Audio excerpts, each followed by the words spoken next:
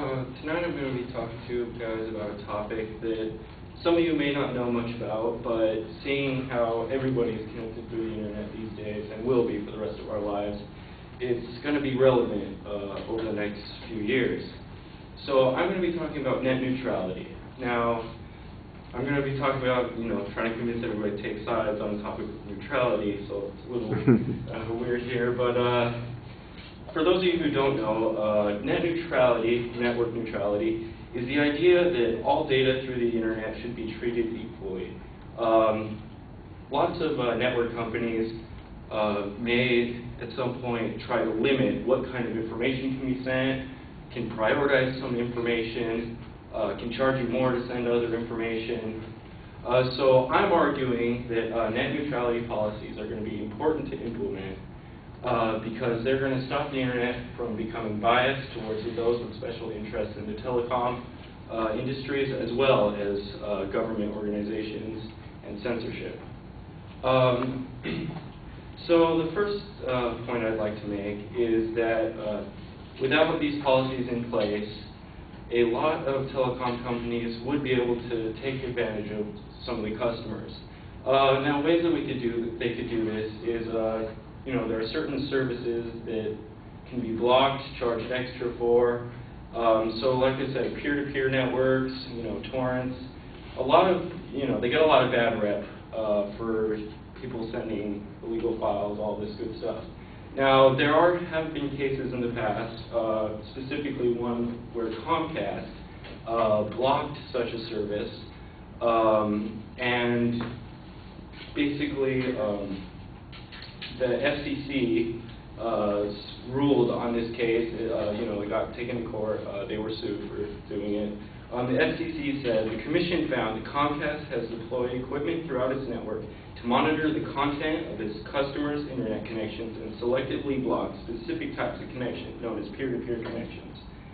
So basically what they're saying is they found a specific type of connection that people were going through the internet. People were paying their money to Comcast to specifically connect to the internet, and Comcast was blocking certain pathways.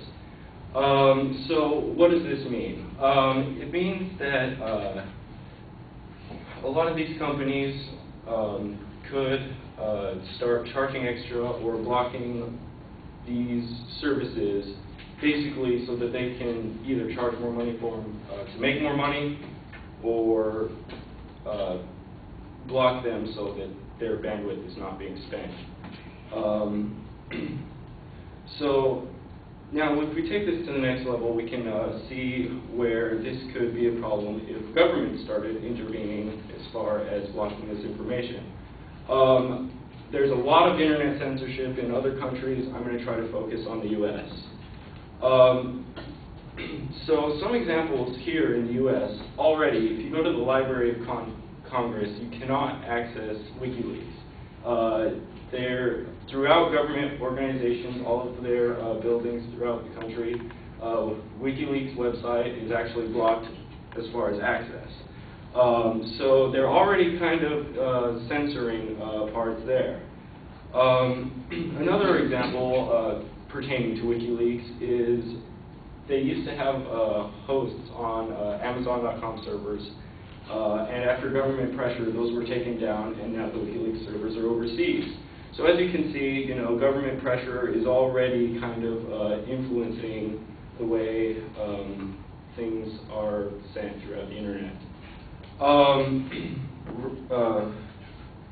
So on that topic, Rainey Reitman and Marcia Hoffman of the Electronic Freedom Foundation wrote on their website that it's unfortunate that Amazon caved into unofficial government pressure to squelch core political speech. Amazon had an opportunity to stand up for its customers' rights to free expression. Instead, Amazon ran away with its tail between its legs. So what this means is that those who say that this is going to work itself out, there's not going to need to be any intervention, this is proof that the private sector isn't doing its part to make sure that the internet stays neutral. So, of course, this could also extend to when there's big bucks involved. Internet companies could be paid off for things like this, pressured for things like this, say by political candidates, Maybe they could have their opponents' websites or such blocked. Money speaks. So then my final example of where net neutrality policies need to be enforced is there are currently companies, once again Comcast here, who are actually blocking competing services.